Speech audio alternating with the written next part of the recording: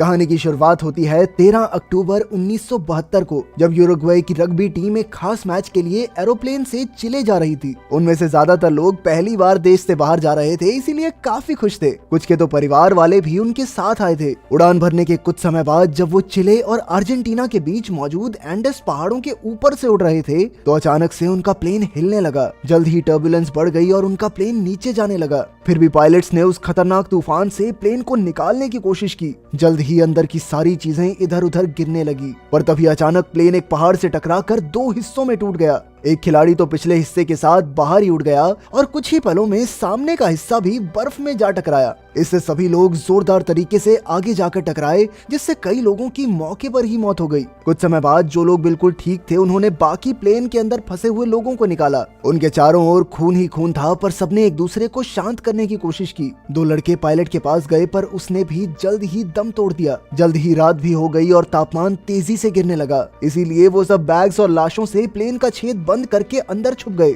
इस हादसे से कुछ लोग बहुत गहरे सदमे में थे, तो बाकियों ने उन्हें जैसे तैसे सहारा दिया। जब सुबह हुई तो उन्होंने देखा कि 3-4 और लोग ठंड की वजह से मर गए थे। अब तूफान थम चुका था, इसीलिए वो बाहर निकले, पर वहाँ बर्फ की चादर के सिवा कुछ नहीं था। फिर उन्होंने यहाँ जिंदा रहने के लिए सारा प्लेन खाली करके सबके सोने की जगह बनाई और फिर जख्मी लोगों को धूप में लेटा दिया। फिर उन्होंने सारे बैग्स की छानबीन करके खाना और जरूरी चीजें इकट्ठा की। इसके बाद सारी लाशों को बाहर इकट्ठा करके उन्हें बर्फ से ढक दिया गया ताकि वो सड़े ना। पहले ही दिन उनमें से 11 लोग मारे जा चुके थे और एक लड़का तो बेचारा हवा में ही उड़ गया था। सब कुछ संभाल कर वो कुछ खाने बैठे, पर वो जानते थे कि यही खाना उन्हें न जाने कितने दिनों तक चलाना होगा। तभी अचानक उनके ऊपर से एक प्लेन उड़ा तो वो सब मदद के लिए चिल्लाने लगे, पर इसका कोई फायदा नहीं हुआ। खैर, दूसरी रात को वो लोग ज्यादा से ज्यादा कपड़े पहनकर प्लेन के छेद को बैग से ढककर सो गए। फिर तीसरे दिन आखिरकार नैंडो नाम के एक लड़के को होश आ गया और बाकियों ने उसे इस हादसे के बारे में बताया। उसकी हालत बेहद खराब थी, पर फिर भी वो रेंगता हुआ अपनी बहन के पास गया।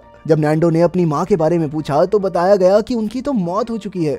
बाद में उन्होंने बर्फ को पिघलाकर पानी बनाया, साथ ही उन्होंने जमीन पर बैग से एक्स बना दिया ताकि जो भी उसे देखे समझ जाए कि उन्हें मदद की जरूरत है। बाद में एक और प्लेन आया और उन्होंने खूब हाथ पैर मारे, लेकिन कोई फायदा नहीं हुआ। अगले दिन फिर से एक प्लेन आया, पर वो काफी दूर था, जिसका मतलब ये था कि सरकार को अभी पता नहीं है कि वो हैं कहाँ पे, और इसीलिए वो उन्हें अलग अलग इलाकों में ढूंढ रहे हैं। फिर उन्हें याद आया कि प्लेन के पिछले हिस्से के अंदर बैटरीज थी, शायद उनकी मदद से प्लेन का रेडियो सिस्टम चलाया जा सके, इसीलिए वो सब उस हिस्से को ढूंढना चाहते थे। जल्द ही उन्होंने कांच और लेदर से गॉगल्स बनाए और 4 लड़के पहाड़ की ओर निकल गए। जब वो थोड़ी दूर पहुंचे तो उन्होंने देखा कि क्रैश वाली जगह बर्फ की वजह से दिख ही नहीं रही थी और इसीलिए शायद उन्हें बचाने के लिए कोई नहीं पहुंच पाएगा। तभी वहां बर्फ खिसकने लगी और उन्होंने वापस लौटने का फैसला किया। इसी तरह दिन बीते और 1 हफ्ते बाद सारा खाना खत्म हो गया। उस इलाके में कोई जानवर या पौधे नहीं थे, इसीलिए उन्होंने पत्थर पर जमी हुई काई को खाने की कोशिश की, लेकिन उसका स्वाद जहर से कम नहीं था। तब नैंडो ने भूख की वजह से कहा कि अगर उसे लाशों का मांस खाना पड़ा तो वो खा लेगा, और इस पर सभी लोगों के बीच बहस छिड़ गई। समय के साथ उनकी भूख इतनी बढ़ गई कि वो जूते के फीते और सिगरेट्स तक खाने लगे। फिर 8वें दिन नैंडो की बहन की मौत हो गई और कोको ने अपने माँ बाप के लिए एक खत लिखा। अगले कुछ दिनों तक वहाँ कई बर्फीले तूफान आए, मगर उन्होंने प्लेन में छिपकर अपनी जान बचाई। पर 21वें दिन तक कुछ लोग तो भूख के मारे पागल से होने लगे, तो आखिरकार बाकियों ने उन्हें लाशों का मांस खाने की इजाजत दे दी। फिर वो बाहर गए और कांच से मांस काटकर खाने लगे। ये देखकर कुछ और लोगों ने भी अपना मन बदल लिया। आखिरकार उनमें से सिर्फ 5 लोग ऐसे बचे जिन्होंने नरभक्षी बनने से बढ़िया मरना सही समझा। फिर अगले दिन उन्होंने लाशें दूर ले जाकर काटनी शुरू की, जिससे बाकियों को तकलीफ ना हो। कुछ समय बाद उन्हें बर्फ में एक सूटकेस मिला जिसमें एक रेडियो निकला। फिर उन्होंने जुगाड़ से एंटीना बनाया और रेडियो सुना, तो पता चला कि सरकार ने उन्हें ढूंढने के लिए 66 बार हवाई जहाजों को भेजा था, पर सभी उन्हें ढूंढने में नाकामयाब रहे। इसीलिए सरकार ने अब उन सबको मरा हुआ घोषित कर दिया था। यह सुनकर उन सबकी हिम्मत टूट गई और उन बाकी बचे हुए 4 लोगों को भी मांस खाना पड़ा, क्योंकि वो लोग जानते थे कि उन्हें बचाने के लिए अब कोई नहीं आने वाला। इसके बाद 3 लड़के फिर से प्लेन का पिछला हिस्सा ढूंढने के लिए निकले। पहले तो उन्हें काफी मलबा और 5 लाशें मिली, जिनमें वो लड़का भी था जो हवा में उड़ गया था। फिर वो आगे बढ़े, लेकिन बर्फ की फिसलन और बर्फीली हवाओं ने उनका सांस लेना तक मुश्किल कर दिया। रात को उन्होंने सोने की कोशिश की, मगर चारों ओर तूफान था। अगली सुबह जब वो उठे तो जिंदा थे, लेकिन एक को दिखना बंद हो गया और बाकी 2 काफी कमजोर हो गए। इसीलिए वो लोग मलबे में बैठकर नीचे आ गए। ऐसा खतरनाक मंजर देखकर उस आखिरी आदमी ने भी मांस खा लिया और रोते रोते सो गया। अब 17वें दिन तूफान को चलते 5 दिन हो गए थे। वो सब जहाज में बैठकर एक दूसरे को कहानियां सुना रहे थे कि अचानक जोरदार तूफान ने जहाज को बर्फ से ढक दिया। ज्यादातर लोग बर्फ में दब गए और 3-4 जो ऊपर थे वो काफी घबरा गए। एक लड़के ने बाहर जाकर देखा कि तूफान बढ़ता ही जा रहा था। फिर उन्होंने पूरी ताकत से बर्फ खोदकर अपने दबे हुए साथियों को बाहर निकाला। उन्हें बर्फ को पिघलाने के लिए उसके ऊपर पेशाब करना पड़ा।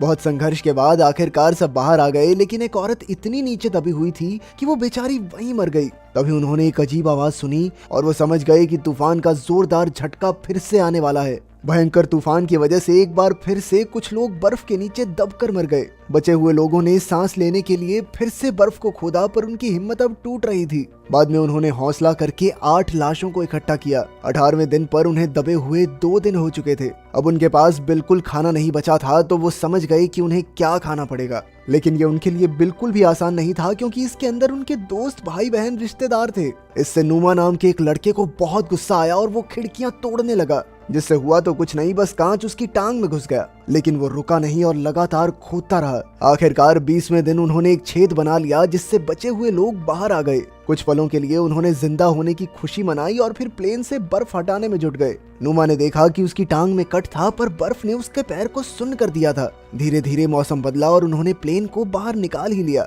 अब उन्होंने फिर से कुछ लोगों को मदद ढूंढने के लिए भेजने का सोचा, लेकिन अब भी पहाड़ की उन बर्फीली रातों का सामना करने का उनके पास कोई रास्ता नहीं था। आखिरकार उन्होंने कुछ दिन तक मौसम ठीक होने का इंतजार करने का फैसला किया। फिर 34वें दिन सूरज निकला, लेकिन जो लोग पहली बार पहाड़ पर गए थे वो अब तक बीमार थे। कोको के फेफड़ों में पानी भर गया था, लेकिन सीपीआर से भी कोई फर्क नहीं पड़ा और कुछ दिनों बाद वो भी चल बसा। बाद में उन सब ने मिलकर उसकी लाश बाहर निकाली और उसका लिखा हुआ लेटर संभाल कर रख लिया। 36वें दिन मौसम खुल गया, इसीलिए रॉबर्टो, नैंडो, टिंटिन और नूमा काफी सारे कपड़े पहनकर मदद की खोज में निकल पड़े। पर अचानक से नूमा बेहोश होकर गिर पड़ा और बाकियों ने देखा कि उसकी टांग का जख्म काफी गहरा हो गया था। उन्होंने नूमा को वापस ले जाने का फैसला किया, मगर नूमा ने कहा कि मैं खुद लौट जाऊंगा, तुम आगे बढ़ते रहो। नूमा बड़ी मुश्किल से वापस पहुंचा और वहां जाते जाते वो इतना थक चुका था कि पहुंचते ही बेहोश हो गया। जल्द ही मदद ढूंढने निकले 3 लोग एक बड़ी खबर के साथ लौटे। उन्हें प्लेन का पिछला हिस्सा मिल गया था और अपने बाकी साथियों की मदद से वो बहुत सारे साफ कपड़े, रम की बोतल, सिगरेट्स और चॉकलेट्स भी ले आए।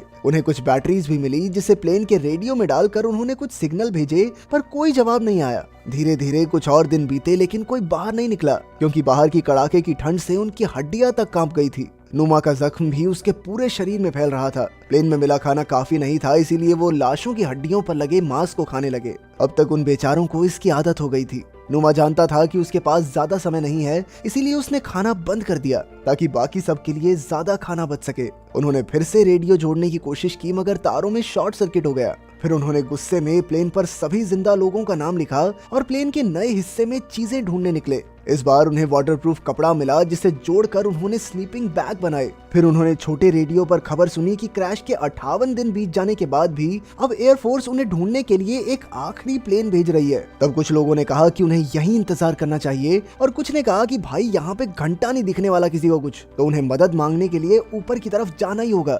खैर बाद में उन्होंने पक्षियों की आवाजें निकालकर मन बहलाया और एक कैमरे से तस्वीरें खींची। उस रात नूमा ने एक गंभीर आवाज में कहा कि देखो दोस्तों, जब मैं मर जाऊं तो मुझे खा लेना। अगर तुम सब में से एक भी जिंदा बच गया तो मेरी मौत जाया नहीं जाएगी। उसके हाथ में एक कागज था जिस पर लिखा था कि दोस्तों के लिए जान कुर्बान करके वो अमर हो गया है। उसके ये शब्द सुनकर रॉबर्टो, नैंडो और टिंटिन जोश से भर गए और वो सब फिर से मदद ढूंढने के लिए निकल पड़े। नया स्लीपिंग बैग और काफी सारा मांस लेकर वो चल पड़े। इस बार उन्होंने किसी भी तरह बर्फीले पहाड़ों को पार करके चिले तक पहुंचने के बारे में सोच लिया था। रात को काफी तेज हवाएं चलने लगी, इसीलिए वो बर्फ में गड्ढा खोदकर स्लीपिंग बैग में सो गए। आखिरकार सुबह उठकर वो पहाड़ की चोटी तक पहुंच ही गए, लेकिन ये क्या, उन्होंने देखा कि उनके सामने अभी भी सैकड़ों किलोमीटर का रास्ता बाकी था। तब एक बार को तो उन्होंने वापस लौटने के बारे में सोचा, लेकिन अब उनके पास इतना खाना नहीं था। लेकिन फिर टिंटिन ने वापस जाने का फैसला किया ताकि रॉबर्ट और नैंडो आगे बढ़ सकें, क्योंकि अगर सिर्फ 2 लोग खाना खाते हुए आगे बढ़ेंगे तो ज्यादा दूर तक जा पाएंगे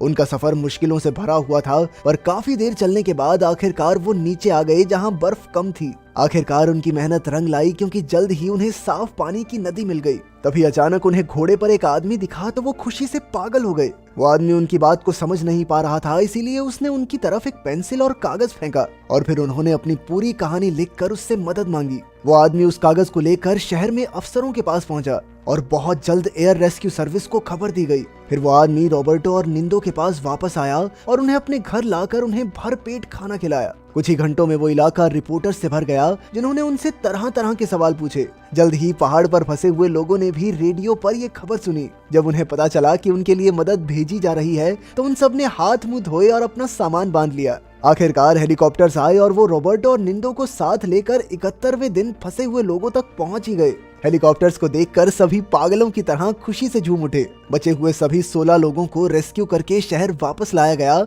जहां उनके परिवार वाले बेसब्री से उनका इंतजार कर रहे थे। फिर उन्हें अस्पताल ले जाया गया, जहां हजारों लोगों ने उनका हीरोज की तरह स्वागत किया। डॉक्टर्स ने देखा कि सबके शरीर सूखकर कांटा हो गए थे। अंत में सबने नहाने में एक दूसरे की मदद की और फिर सबको अलग अलग बिस्तर दिए गए। लेकिन उस रात भी वो एक दूसरे से अलग नहीं सो सके, क्योंकि इस घटना के बाद से वो अभी तक सदमे में थे। ये इंसानी हौसले और जिंदा रहने की जिद की एक अनोखी और सच्ची कहानी है।